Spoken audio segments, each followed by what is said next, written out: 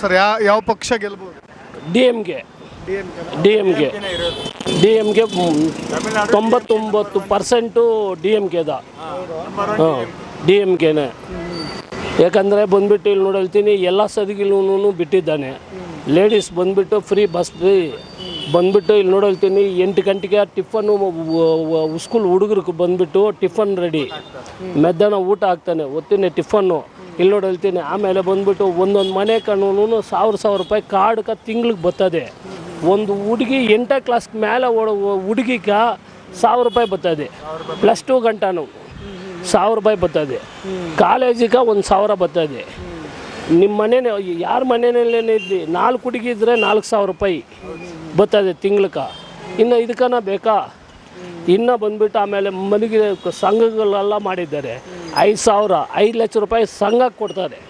D M K ಬಂದುಬಿಟ್ಟು ಬಂದರೆ ಅಂದರೆ ಒಂದು ಲೇಡೀಸ್ಗೆ ಬಂದುಬಿಟ್ಟು 5,000 ರೂಪಾಯಿ 5 ಲಕ್ಷ ರೂಪಾಯಿ ಕೊಡ್ತಾರೆ ಸಂಘಕ್ಕೆ.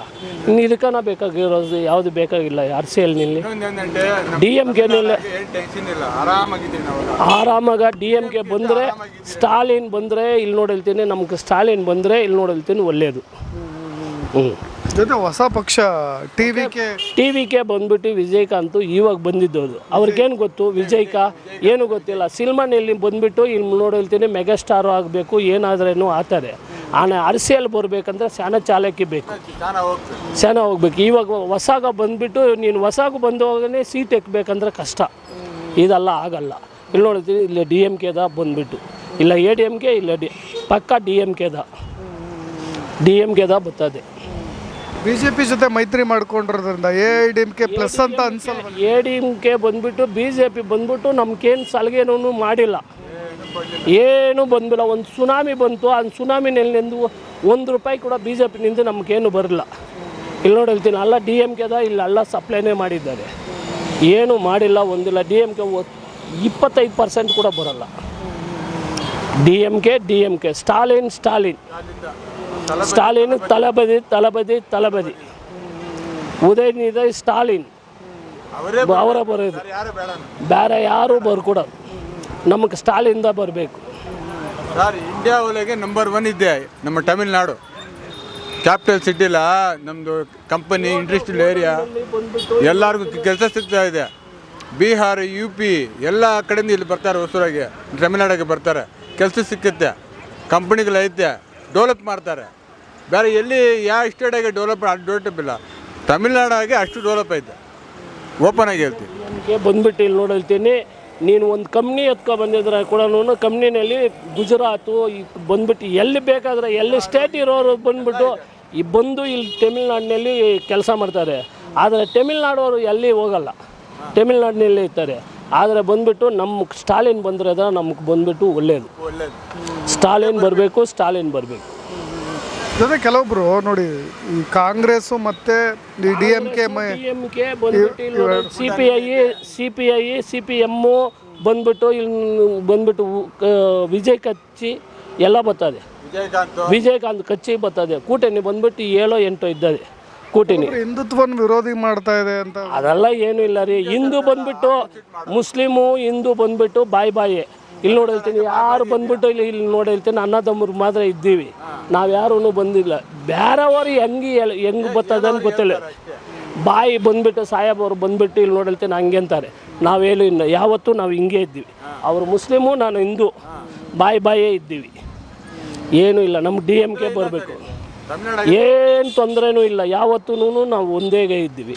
ನಮ್ಗೆ ಸ್ಟಾಲಿನ್ ಬರಬೇಕು, ಸ್ಟಾಲಿನ್ ಬರಬೇಕು, ಅವರೇ ಬರಬೇಕು, ಇನ್ಯಾರೂ ಬೇಕಾಗಿಲ್ಲ ನಮಗೆ.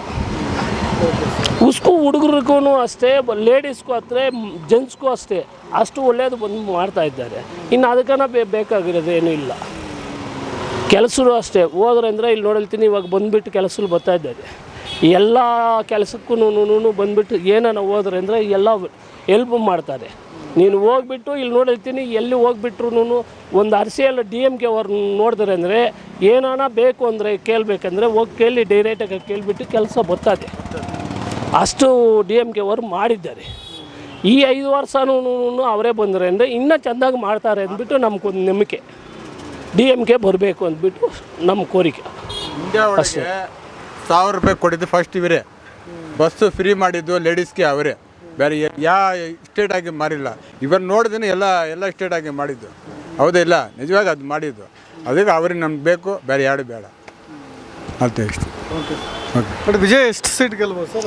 ಅದು ಬಂದ್ಬಿಟ್ಟು ಇಲ್ಲಿ ನೋಡಲ್ತೀನಿ ಅವ್ರ ತರಮೆ ಬಂದ್ಬಿಟ್ಟು ವಿಜಯ್ ಬಂದ್ಬಿಟ್ಟು ಇವಾಗ ಬಂದ್ಬಿಟ್ಟು ಎತ್ತಿನ ತಕ್ಷಣ ಬಂದ್ಬಿಟ್ಟು ವಿಜಯ್ ಬಂದ್ಬಿಟ್ಟು ಎಲ್ಲ ಬರೋಕ್ಕಲ್ಲ. ಏನೋ ಒಂದೋ ಎರಡೋ ಬಂದರೆ ಇಲ್ಲ ಹೋದ್ರೆ ಅದು ಬರೋಲ್ಲ ಅಂತ ಈಗ ನೋಡೋಕ್ಕಾಗಲ್ಲ. ಯಾಕಂದರೆ ಫಸ್ಟ್ ಯೂತ್ ಬಂದ್ಬಿಟ್ಟು ಇಲ್ಲಿ ನೋಡಲ್ತೀನಿ ಒಂದೇಕ್ಕಿಂತ ಸೀಟ್ ಬೇಕಂದ್ರೆ MP ಸೀಟು ಬರಬೇಕಂದ್ರೆ MLA ಸೀಟು ಬರೋಕ್ಕಾಗಲ್ಲ. ಇಲ್ಲಿ ನೋಡಲ್ತೀನಿ ಏನೋ ಬರಬೇಕು, ಅದು ಎಷ್ಟು ಜಾಸ್ತಿ ವ್ಯತ್ಯಾಸದಿಂದ ಜಯಿಸಲ್ಲ, ರಷ್ಟು ಕಿತ್ಕೊತಾರೆ. DMಗೆ ಕಂಪಲ್ಸರಿಗ 100% ಬರ್ತದೆ ಅಂತ ಗೊತ್ತು. DMಗೆದ. Thank you. ತ್ರಿಕೋನ ಸ್ಪರ್ಧೆ ಅಂತೂ ಖಂಡಿತವಾಗೂ ಇದೆ. 3 ಪಕ್ಷ TVKನೂ ಕೂಡ ಸೇರಿಕೊಂಡಿರೋದು. ಏನಾಗುತ್ತೆ, TVKನ ಕಡೆಗಣಿಸ್ತಾರೆ ಅಲ್ಲಿ ಜನ, ಅಥವಾ ಅವ್ರನ್ನ ಕೈ ಹಿಡಿತಾರ, ಅಥವಾ ಆಡಳಿತಾರೂಢ ಪಕ್ಷ DMKಗೆ ಈ ಸರಿ ವಾಲ್ತಾರ, ಅಥವಾ ಏನಾದರೂ ಮೈತ್ರಿಕೂಟ AIDMK ಬರ್ಬೋದಾ ಸರ್? ಈಗ ನಮ್ಮ ಕಡೆ ಸ್ಟೇಟಲ್ಲಿ ಬಂದ್ಬಿಟ್ಟು DMKನೇ ಬರ್ತಾಯಿದೆ. ನಮ್ಮದ್ರಲ್ಲಿ TVK ಅನ್ನೋದು ಬಂದ್ಬಿಟ್ಟು ಏನೋ ಸುಮ್ಮನೆ ಯಾರೋ ಯೂತ್ ಓಟ್ ಹೋಗ್ತದೆ ಅಷ್ಟೇ. ಒಳ್ಳೆ ದೊಡ್ಡ ಓಟ್ನೆಲ್ಲ ಯಾರೋ ಕೆಡ್ಸೋಕ್ಕಾಗಲ್ಲ. ಯೂತ್ ಓಟ್ ಬಂದು TVKಗೆ ಹೋಗ್ಬೋದು, TVKೆಲ್ಲ ಬರೋಕ್ಕೆ ಚಾನ್ಸಸ್ ಇಲ್ಲ. DMK ಸ್ಟೇಟಲ್ಲಿ ಬರ್ತದೆ. ನಮ್ಮ ತಾಲೂಕದಲ್ಲಿ ಇನ್ನೂ ಸ್ವಲ್ಪ ನೆಕ್ಕು ಮೂಮೆಂಟಲ್ಲಿ ಐತೆ. DMK AIDMK ಇವೆರಡಕ್ಕದ ಪೋಟಿ. ಸರಿ ಆಯಿತು. ನಿಮ್ಮ ತಾಲೂಕು ಮುಟ್ಟಿನ ಹೇಳ್ದೆ, ನಾನು ಹೇಳ್ತಾ ಇರೋದು ಅದನ್ನು CM ಯಾರಕ್ಕೆ ಬಂದು ಕೇಳ್ತಾ ಇರೋದು. CM DMKದ ಸ್ಟೇಟಲ್ಲಿ ಸ್ಟಾಲಿಂದ ಬರ್ತಾರೆ. ಮತ್ತೆ ಆಸ್ ಇಟ್ ಈಸ್ ಆಡಳಿತಾರೂಢ ಪಕ್ಷನೇ ಮತ್ತೆ ಬರುತ್ತೆ ಅಂತ. ಖಂಡಿತವಾಗಿ. ಜೊತೆಗೆ ಭಾಳಷ್ಟು ಫ್ರೀ ಸ್ಕೀಮ್ಗಳ ಜೊತೆಗೆ ಬರ್ತಾ ಇರೋದು AIDMK. ಅಲ್ಲಲ್ಲ, DMK ಬಿಡಿ, AIDMKನೂ ಭಾಳಷ್ಟು ಫ್ರೀ ಸ್ಕೀಮ್ಸ್ಗಳನ್ನು ಕೊಡ್ತಾ ಇದೆ ಅಂತಾರೆ, ಎಲ್ಲ ಹೇಳ್ತಾರೆ. ಖಂಡಿತವಾಗೂ 50% ಯಾವುದು ನಡೆಸ್ಕೊಡಲ್ಲ ಅವರು. DMK ಪಕ್ಕ ನಡೆಸ್ಕೊಡ್ತೈತೆ. ಹೇಳಿದ್ರೆ 90%, 80-90% ನಡೆಸ್ಕೊಡ್ತಾರೆ ಅವರು. 100 ಪ್ರಣಾಳಿಕೆ ಅಷ್ಟೇ.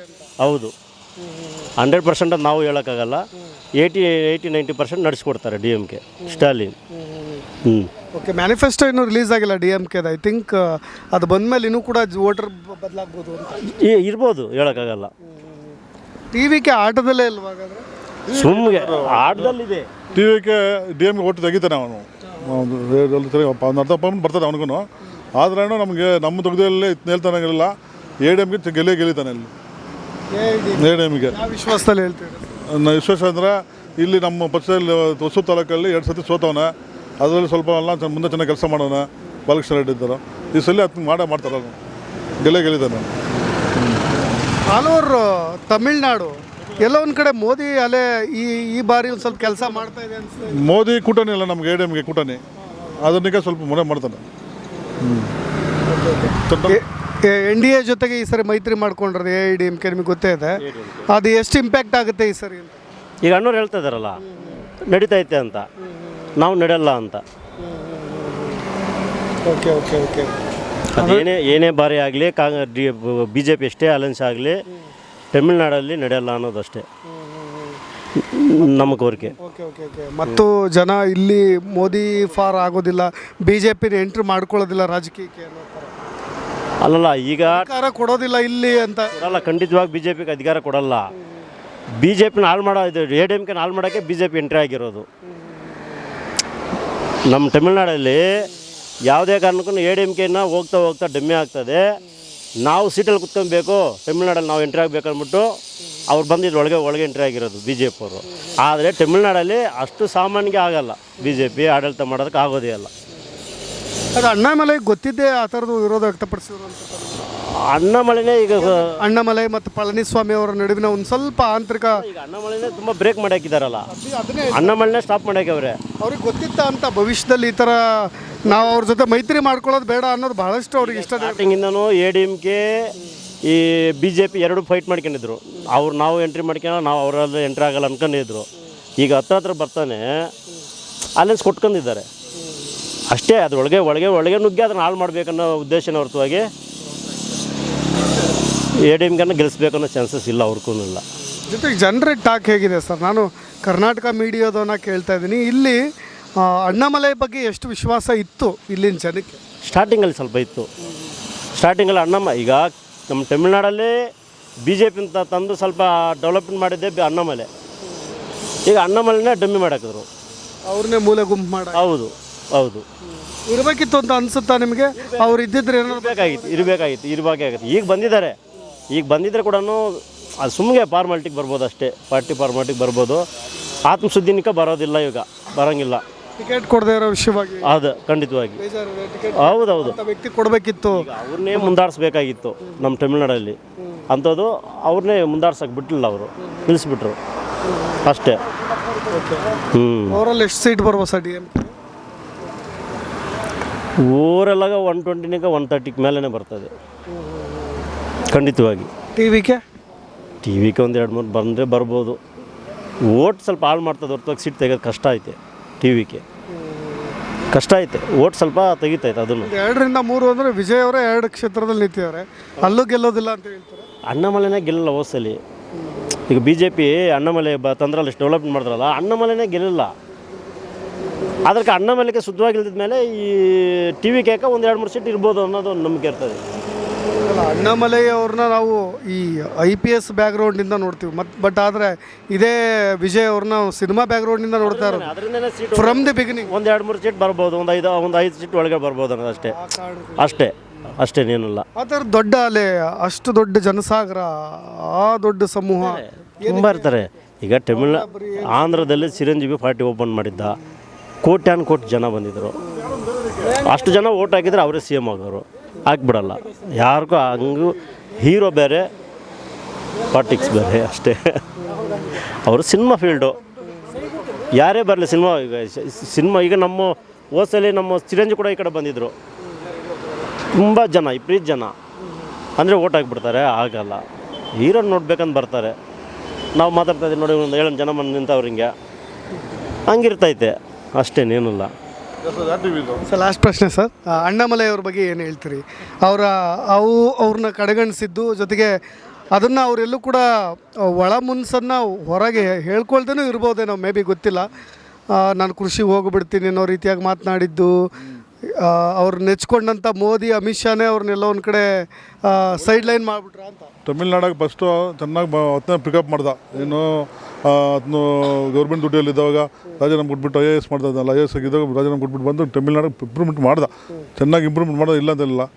ಅದನ್ನೇ BJP ತಿರ್ಗಿ ಸ್ವಲ್ಪ ನಿಂತ್ಕೊಂಡು ಈ ಏನು ತಂತನಿಕ ಏನಾಯ್ತು ಸ್ವಲ್ಪ ಡಮ್ಮಿ ಮಾಡಿಬಿಟ್ಟದನ್ನ.